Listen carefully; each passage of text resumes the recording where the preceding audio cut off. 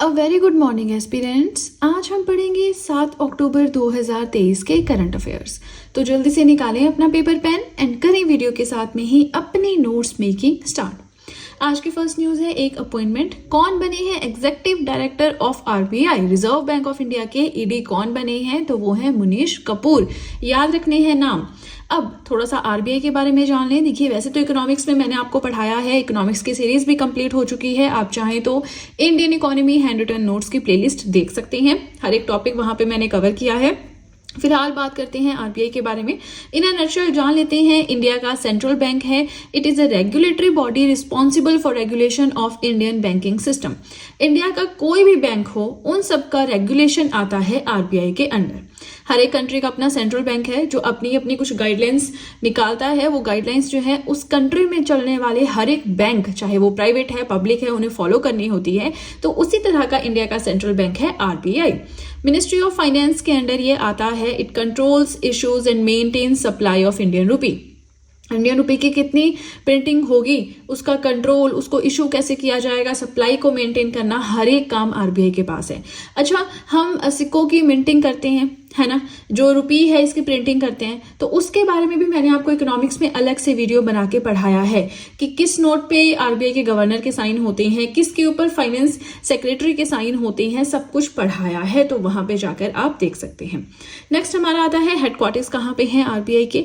मुंबई महाराष्ट्र में है। फॉर्मेशन कब हुई? आरबीआई एक्ट आया था 1934 में, उसके अंडर 1 अप्रैल 1935 में बना था आरबीआई। गवर्नर कौन है? शक्तिकांत दास है। इनसे रिलेटेड कुछ ना कुछ हमारी न्यूज चलती रहती है, तो हम इनका जिक्र पढ़ते रहते हैं। अब ये तो हो गया, हमने आरबीआई से रिलेटेड पढ़ा।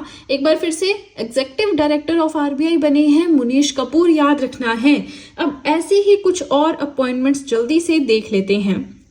पहला तो है चेयरमैन ऑफ पीटीआई बोर्ड। तो ये रिसेंटली हमने पढ़ा है। Press trust of India, PTI board के चेयरमैन कौन बने हैं? के.एन. शांत कुमार बने हैं। नेक्स्ट है CEO of penguin random house. कौन बने हैं सीईओ इसके? निहार मालवीय बने हैं। Chairman of the audit bureau of circulations, ABC, the audit bureau of circulations के चेयरमैन बने हैं श्रीनिवासन के स्वामी। इसके बाद है डायरेक्टर ऑफ एनफोर्समेंट डायरेक्टरेट। अच्छा, एनफोर्समेंट डायरेक्टरेट क्या होता है, इसके बारे में जब हमने ये न्यूज पढ़ी थी, न्यू अपॉइंटमेंट जब ये हुई थी, तब मैंने पढ़ाया था। अगर आप रेगुलरली मेरे साथ वीडियोस देखते हैं, डेली वीडियोस देखते हैं, तो ऑब्वियसली आपने ये पॉइंट कवर किया होगा। बट अगर आप वीडियोस नहीं देखते हैं, आपने अभी भी चैनल ज्वाइन किया है, तो देखिए, आप चाहें तो जो लास्ट मंथ्स हैं उनकी पीडीएफ भी परचेज कर सकते हैं। करंट अफेयर्स की, जीएस की, हर एक चीज की लिंक डिस्क्रिप्शन बॉक्स में दिया हुआ है। ठीक है, चलिए थोड़ा सा भटक गए हम यहाँ से। जो एनफोर्समेंट डायरेक्टरेट है, इसके न्यू डायरेक्टर बने हैं राहुल नावीन, याद रखना है। चलिए सेकेंड पॉइंट देखते हैं। देखिए, नोबेल प्राइज आजकल बहुत चल रहे हैं। हर एक फील्ड के नोबेल प्राइज का जिक्र हो रहा है कि हाँ जी, इस फील्ड में अनाउंस किया जा रहा है कि इसे दिया जाएगा। तो वही हम 3-4 दिनों से लगातार पढ़ रहे हैं, है ना।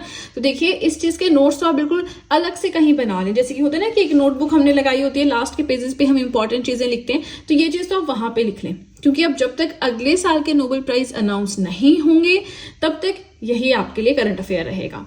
ठीक है, अब नोबेल प्राइज के बारे में स्टैटिक जीके में पढ़ाया है। 2-3 दिन पहले जब हमने नोबेल प्राइज इन मेडिसिन पढ़ा था, तब भी मैंने थोड़ा सा आपको बताया था, है ना। तो आज हम बात करेंगे कि केमिस्ट्री की फील्ड में जो नोबेल प्राइज है इस साल का, किसे किसे दिया गया। 3 लोगों को दिया गया। नाम आप सामने देख सकते हैं, Moungi G Bawendi, Louis E Brus and Alexei I Ekimov. ठीक है, नाम तो आपको देखिए जैसे तैसे याद करने पड़ेंगे। कुछ भी ट्रिक बना ले, लैम जो भी आपका बनता है, कुछ ट्रिक बना ले, बट नाम याद करने पड़ेंगे। क्योंकि आपको देखिए वहां पे नाम तो नहीं लिखने हैं, टिक मार्क करना होता है ना, उस हिसाब से देखना। प्लस किस डिस्कवरी के लिए? For the discovery and synthesis of quantum dots. 3 लोगों को मिला। क्वांटम डॉट्स क्या होते हैं? These are the tiniest components of nano technology. चलिए इसके बारे में ज्यादा नहीं देखते हैं। फिलहाल केमिस्ट्री में किस किसे मिला, ठीक है। अच्छा, इसी के साथ सबसे पहले हमने पढ़ा ना कि टोटल 5 फील्ड्स में दिया जाता था। 1895 में डिसाइड किया गया था। फिर 1901 से दिया जाना 5 फील्ड्स में स्टार्ट हुआ। फिर 1969 में 6th फील्ड ऐड हुआ। इसी के साथ आज के डेट में टोटल 6 फील्ड्स में नोबेल प्राइज दिया जाता है। तो जब ये अवार्ड्स देने शुरू होते हैं ना, मतलब जब सेरेमनी स्टार्ट होती है, तो सबसे पहले नोबेल प्राइज दिया जाता है फिजिक्स की कैटेगरी में। ठीक है, इस साल किसे किसे डिसाइड किया गया है? पियरी अगोस्टिनी, फ्रैंक क्रॉस, एनी एल हुइलर। कल भी पढ़ा था। अच्छा, एक करेक्शन करनी है आपको, ध्यान दीजिएगा यहाँ पे।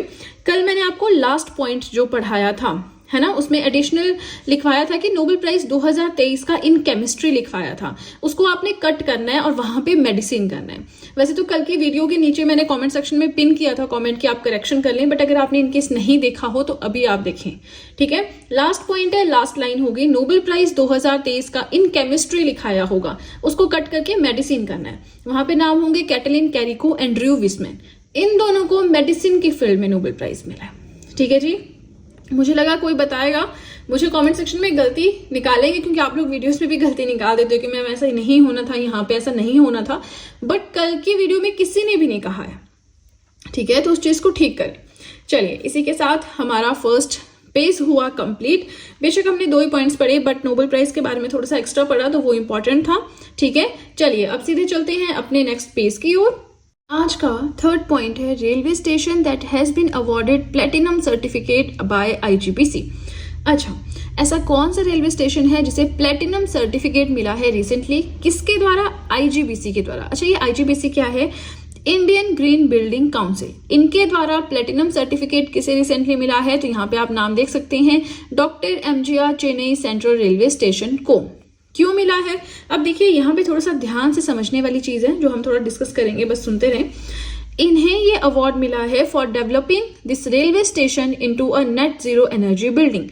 इन्होंने, अब यहाँ पे जो एम्प्लॉयज थे, लोग थे, जो भी थे, उन्होंने क्या किया है, इस रेलवे स्टेशन को कन्वर्ट किया है नेट जीरो एनर्जी बिल्डिंग में, इसलिए इस रेलवे स्टेशन को ये प्लेटिनम सर्टिफिकेट मिला है।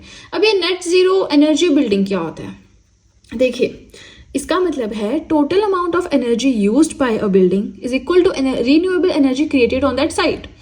कोई भी बड़ी बिल्डिंग है, मान लीजिए 5 मंजिली कोई बिल्डिंग है, ठीक है, वहां पे लाइट्स ऑन होती हैं, फैंस चलते हैं, एसी चलते हैं, फोन चार्ज होते हैं, लैपटॉप चार्ज होते हैं, जो भी जितनी भी इलेक्ट्रिसिटी यूज होती है वो इक्वल है उसी साइट पे कितनी एनर्जी बनाई जाती है, कितनी इलेक्ट्रिसिटी बनाई जाती है उसके। तो अब ये जो साइट है, ये जो doctor MGR Chennai central railway station है, यहाँ पे ये पहला स्टेशन बना है अपने जोन में जहाँ पे 1.80 मेगावाट का रूफटॉप सोलर प्लांट इंस्टॉल किया गया है। तो यहाँ पे जो हम डेटा कलेक्ट करते हैं कि ये इक्वल है या नहीं, वो 1 साल का होता है एनुअली। तो एनुअली जितनी एनर्जी यहाँ पे यूज होती है इस रेलवे स्टेशन में, ठीक है, जितनी भी एनर्जी माने इलेक्ट्रिसिटी, वो इक्वल है जितनी ये क्रिएट करती हैं। तो इसीलिए इसे कहा गया है नेट जीरो एनर्जी बिल्डिंग। कोई एनर्जी यूज नहीं करता, लेकिन फिर भी बढ़िया से चलता है। चलिए, समझ में आ गया, पॉइंट अच्छा है, याद रखना है। अब हम कुछ और चीजें देख लें रेलवे स्टेशन से related. PM Narendra Modi has inaugurated the world's longest railway platform where. हमारे प्राइम मिनिस्टर नरेंद्र मोदी जी ने दुनिया का सबसे लंबा रेलवे प्लेटफॉर्म का उद्घाटन किया है। कहाँ पे? हुबली कर्नाटका में, ठीक है। नेक्स्ट है green railway station certification, IGBC के द्वारा, इन्हीं के द्वारा, इंडियन ग्रीन बिल्डिंग काउंसिल के द्वारा किसे दी गई है? विशाखापट्टनम रेलवे स्टेशन को ग्रीन रेलवे स्टेशन सर्टिफिकेशन। यहाँ पे प्लेटिनम सर्टिफिकेशन दी गई है, दोनों याद रखने हैं, ठीक है।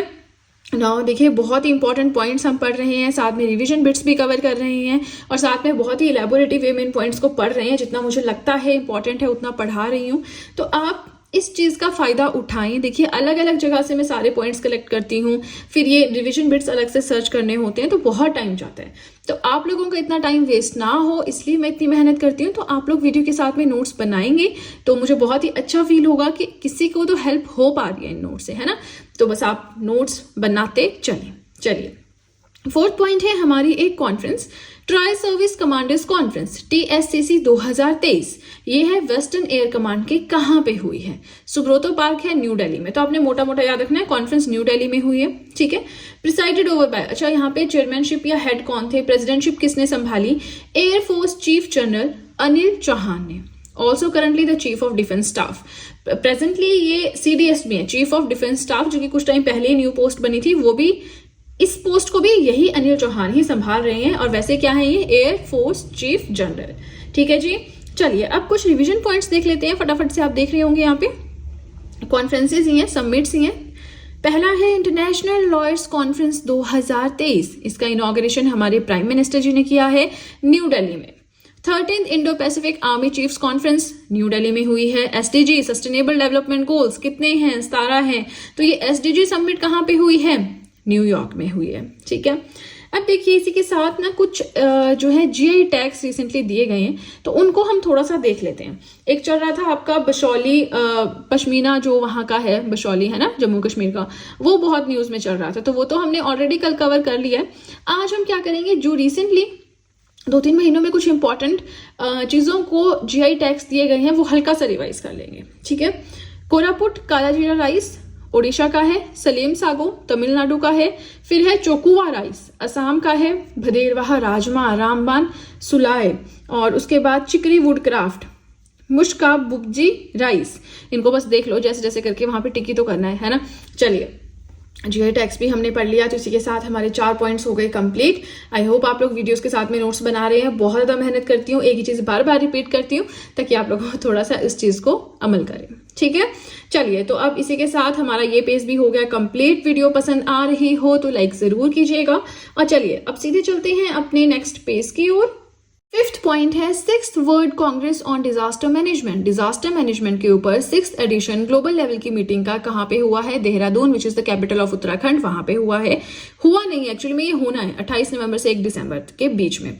और ये अनाउंसमेंट किसने की है, उत्तराखंड की जो सीएम है पुष्कर सिंह धामी के द्वारा। This event will address modern technology for disaster risk mitigation. अच्छा, डिजास्टर्स के रिस्क को हम कैसे कम कर सकते हैं। डिजास्टर तो किसी भी फॉर्म में आ सकती है, भूस्खलन हो गया आपका जिसको आप लैंडस्लाइड बोलते हो, अर्थक्वेक आ गया, कहीं पे वोल्केनिक इरप्शन हो गई, सुनामी आ गई, फ्लड आ गया जैसे कि अभी हिमाचल में हुआ था। तो इस तरह का अगर कोई डिजास्टर आती है, कैसे हम उससे रिस्क से बच सकते हैं, ये सब चीजें यहाँ पे डिस्कस की जाएंगी। ठीक है, देहरादून उत्तराखंड ये तो आपने याद रखना ही है। उसके बाद कुछ और इंपॉर्टेंट यहाँ पे रिवीजन बिट्स हैं, देख लेते हैं। 4th Indo Latin America cultural festival कहाँ पे हुआ, न्यू दिल्ली में। 9th edition of BRICS parliamentary forum Johannesburg South Africa the emperor's place में हुआ। 8th Indian pharma fair Uttar Pradesh में हुआ। ठीक है, चलिए 5th पॉइंट भी हमारा हो गया। 6th पॉइंट देखें तो नीव लिटरेचर फेस्टिवल 2023 कहाँ पे हुआ है, बेंगलुरु में हुआ है। बेंगलुरु में कहाँ पे, जो वहां पे नीव एकेडमी है ये मलूर में, वहां पे हुआ है। अब इस फेस्टिवल का थीम क्या रहा, थीम रहा what is childhood without stories, याद रखना है। ठीक है, अब देखिए इसमें समझाने वाला कुछ भी नहीं है, कहाँ पे हुआ, थीम क्या है, तो ये तो आपको खुद से याद करना होगा। वैसे और कुछ कॉन्फ्रेंसेज हैं, फटाफट से हम इन्हें देख लेते हैं। International conference on millets Odisha, international dam safety conference Jaipur, 14th world spice congress Navi Mumbai. Last मतलब 4 होती है ना G20 की, हर एक चीज में 4 मीटिंग्स हो रही हैं। सो लास्ट और you can see the 4th G20 framework working group meeting Chhattisgarh में हुई है। ठीक है ना, तो अब हमारा 6th पॉइंट भी हो गया कंप्लीट। देखिए आगे चलने से पहले आपको बताना चाहूंगी कि आप चाहें तो मुझे इंस्टाग्राम पे फॉलो कर सकते हैं, आप चाहें तो मुझे टेलीग्राम पे ज्वाइन कर सकते हैं। अब टेलीग्राम अकाउंट पे देखिए आपको किस तरह की नोटिफिकेशंस मिलेंगी डेली। जैसे मैं कोई भी वीडियो यहाँ पे अपलोड करती हूँ उसका लिंक आपको यूट्यूब चैनल पे शेयर कर दिया जाएगा, अपने sorry not on the YouTube channel, Telegram account पे शेयर कर दिया जाएगा। तो अगर आपको नोटिफिकेशंस नहीं आती हैं मेरे यूट्यूब चैनल की, तो वहां पे तो आपको नोटिफिकेशंस मिल ही जाएंगी। ठीक है, ऐसा नहीं है नोटिफिकेशन से आपका पूरा अकाउंट भर जाएगा, हार्डली 2 या 3 वीडियोज दिन की आती हैं। सो आपके लिए बेनिफिशियल हो सकता है इनकेस आप कोई सीरीज यहाँ पे रेगुलरली देख रहे हो। सो 7th पॉइंट हमारा है first Indian female athlete to win a gold medal in javelin throw in the history of Asian games. Asian games recently हो रही है, पता होगा आपको 2023 यानी इस साल हो रही है। वैसे होनी 2022 में थी बट पोस्टपोन हो गई थी कोविड की वजह से। कहाँ पे हो रही है, होंगजाओ चाइना में हो रही है। ठीक है, वहां की जीजियांग प्रोविंस है, वहां पे हो रही है। मोटो क्या है एशियन गेम्स का, heart to heart at the rate of future. Postpone due to Covid, हाँ 2022 में होनी थी, कोविड की वजह से पोस्टपोन हो गई है। क्वेश्चन क्या पूछ रहे हैं यहाँ पे पूछ रहे हैं कि एशियन गेम्स की जो हिस्ट्री है ना, मतलब आज तक एशियन गेम्स में किसी ने भी जेवलिन थ्रो में गोल्ड मेडल नहीं जीता है जो कि इंडियन हो। ठीक है, इंडियन भी हो और वुमेन भी हो। तो पहली इंडियन फीमेल एथलीट जिन्होंने गोल्ड मेडल जीता है जेवलिन थ्रो में वो बनी है अनु रानी, और एशियन गेम्स में ये अनु रानी का दूसरा मेडल है। ठीक है, अब अगर गोल्ड अनु रानी ने जीता है जो कि इंडियन एथलीट हैं, तो इसी के साथ जानना जरूरी हो जाता है कि सिल्वर मेडल किसने जीता है, नदीशा दिलहन ने जीता है जो कि श्रीलंका से हैं। ठीक है, तो ये एशियन गेम्स है, इनके बारे में भी हम फिर कभी इन डिटेल पढ़ेंगे। ठीक है, आप लोग उसकी चिंता ना करें, बट अभी फिलहाल सारे मेडल्स होने दे, फिर इंपॉर्टेंट से कवर कर लेंगे।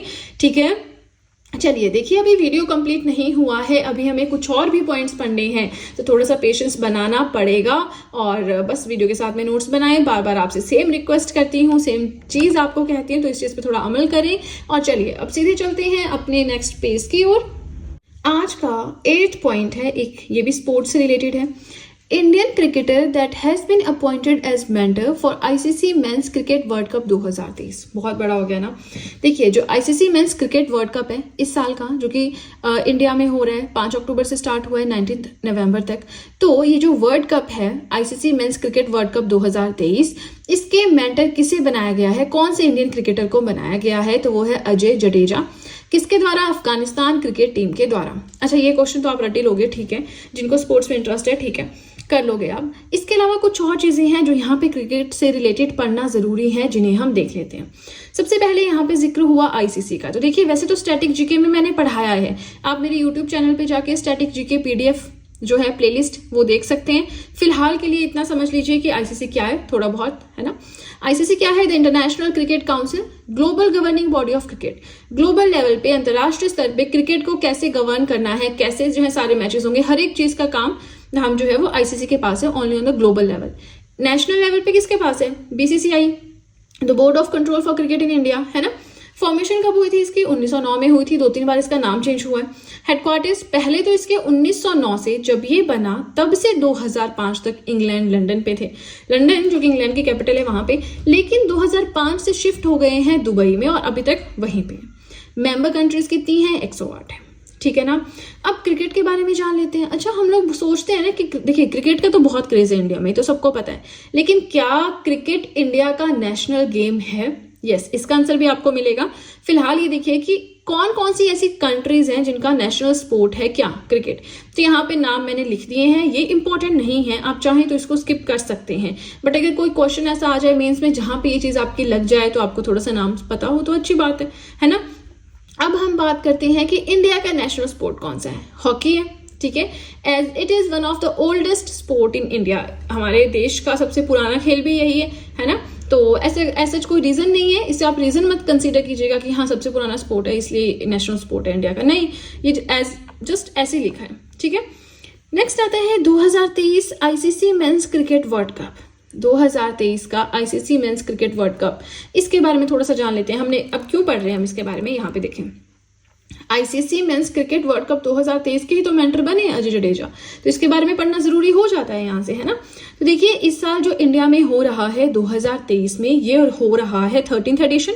इंडिया में हो रहा है ओडीआई फॉर्मेट, यानी वनडे इंटरनेशनल फॉर्मेट में हो रहा है। जो क्रिकेट है 3 फॉर्मेट्स में होता है, test cricket, ODI format, T20 international cricket, ठीक है। तो ओडीआई फॉर्मेट में हो रहा है। ICC the international cricket council which is the global governing body of cricket, उनके द्वारा करवाया जा रहा है। And first men's cricket world cup to be hosted solely by India. सिर्फ इंडिया में होने वाला, मतलब इंडिया के द्वारा प्योरली होस्ट किए जाने वाला पहला मेंस क्रिकेट वर्ल्ड कप है, ठीक है ना।